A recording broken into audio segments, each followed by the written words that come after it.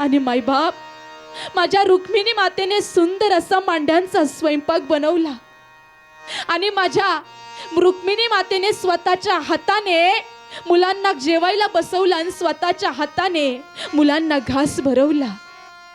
माझ्या निवृत्ती दादाला, माझ्या ज्ञान दादाला, माझ्या सोपान काकाला आणि माझ्या छोट्याशा मुक्ताईला घास भरवत असताना माझ्या रुक्मिणी मातेच्या डोळ्यातून अश्रूचा थेंब खाली आला आणि माझ्या मुक्ताईने पाहिलं आणि माझी मुक्ता म्हणते, आई, ए आई, अगं तुझ्या डोळ्यामध्ये पाणी का ग आई? सांग ना ग आई, तू का ग रडतेस आई? आणि त्यावेळेस माझ्या रुक्मिणी मातेने सांगितलं, काही नाही ग मुक्ता, अगं माझ्या डोळ्यामध्ये कचरा गेला ना, म्हणून माझ्या डोळ्यात पाणी आलं ग, मला काही नाही झालं. मायबाप, माझ्या रुक्मिणी मातेने मुलांना जेवायला घातलं आणि माझ्या मुलांना झोपी घातलं आणि माझ्या रुक्मिणी माता माझ्या छोट्याशा मुक्ताईपाशी झोपी गेल्या. मध्यरात्र झाली होती. माझे विठ्ठल पंत उठले, 2 कागद घेतले आणि दोन्ही कागद देवासमोर ठेवले आणि रुक्मिणी मातेकडे गेले आणि रुक्मिणी मातेंना सांगितलं, रुक्मिणी, हो रुक्मिणी, उठा ना, अहो उठा ना, अहो निघायची वेळ झाली, रुक्मिणी उठा ना. मायबाप, माझ्या रुक्मिणी मातेच्या अंगावरती माझ्या छोट्याशा मुक्ताईचा हात होता.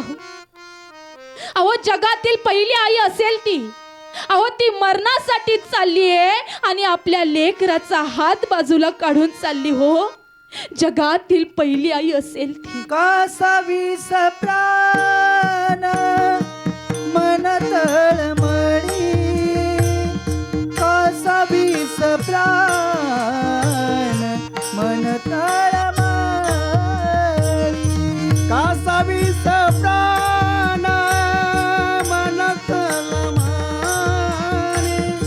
कासावी प्राण मनात तळमळी, ऐसी ती जननी शोक बाहेर गालावरुनी हात फिरोनी आई पोटास धरिते,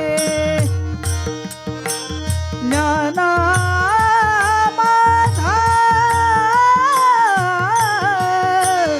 सोपान माझा लहान माझी मुक्ताई, ज्ञाना माऊली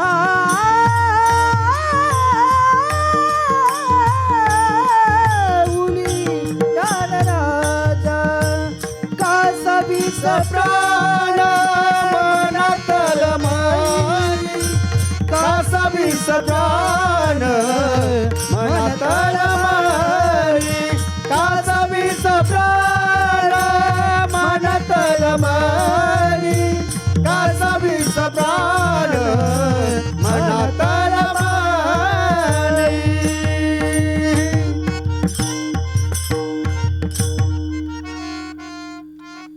कासावीस प्राण मन तळमळे.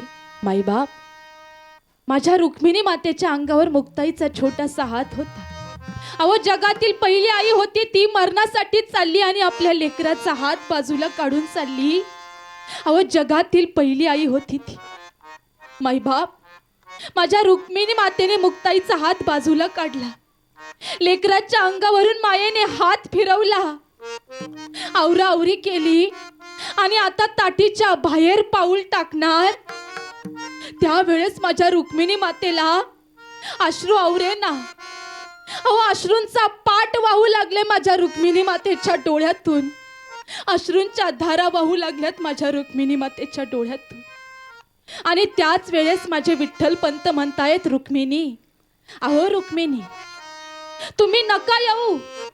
अहो तुमचं मन रमलंय ना, हो इथं तुमचा जीव नाही निघत ना इथून, तुम्ही नका येऊ, नका येऊ.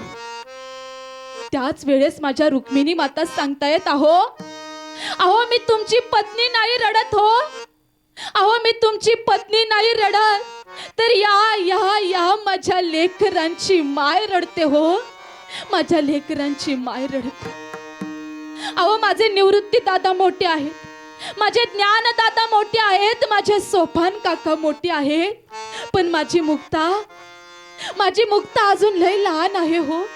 अहो तिला साधी चोळीची गाठ बांधता येत नाही ना, म्हणून वाईट वाटतंय हो, म्हणून वाईट वाटत.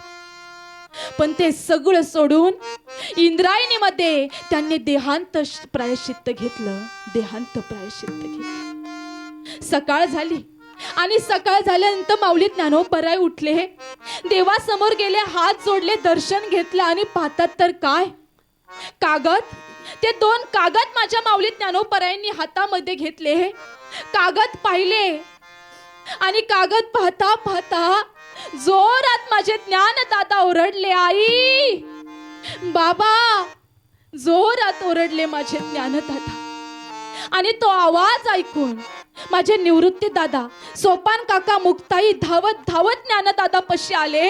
आणि आल्यानंतर बघितलं, विचारलं, दादा काय झालं दादा, तुमच्या डोळ्यामध्ये पाणी, सांगा ना दादा, तुम्ही का रडताय दादा, काय लिहिलंय त्या कागदामध्ये दादा, सांगा ना. आणि त्याच वेळेस माझ्या माऊली ज्ञानोबरायांनी सांगितलं, निवृत्ती दादा, सोपाना, मुक्ता, आता आपले आई बाबा नाही राहिले. आपल्या आई बाबांनी आपल्यासाठी, आपल्या या समाजामध्ये मुंजी व्हाव्यात, आपल्याला या समाजाने स्वीकारावं म्हणून आपल्या आई वडिलांनी देहांत प्रायश्चित्त घेतलं रे, देहांत प्रायश्चित्त घेतलं. मायबाप मुलं शोकांतिक करू लागले. दिवसा मागून दिवस निघून गेले.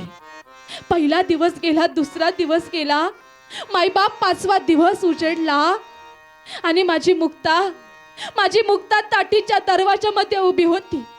माझे सोपान काका ताटीच्या भिंतीला पाठ लावून बसले होते आणि माझे ज्ञान दादा माझ्या छोट्याशा मुक्ताईकडे पाहत होते मायबाप. आणि माझे ज्ञान दादा मुक्ताई पशी गेले आणि विचारलं, मुक्ता, हे मुक्ता, अगं तू रडतेस का ग मुक्ता, तुला आईची आठवण आली का ग मुक्ता.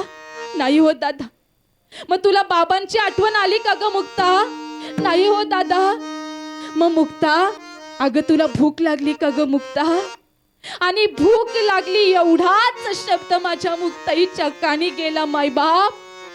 आणि माझी मुक्ता ढसा ढसा रडू लागली. माझ्या ज्ञानदादांच्या लक्षात आलं, अरे 5 दिवस झाले माझ्या मुक्ताईच्या पोटात अन्नाचा कण गेला नाही. अरे माझ्या मुक्ताईला भूकच लागली असणार आहे, माझ्या मुक्ताईला भूकच लागली असणार आहे. मायबाप, माझ्या ज्ञानदादांनी झोळी घेतली आणि आळंदीच्या दिशेने माझे ज्ञानदादा चालू लागले. पहिल्या दारी गेले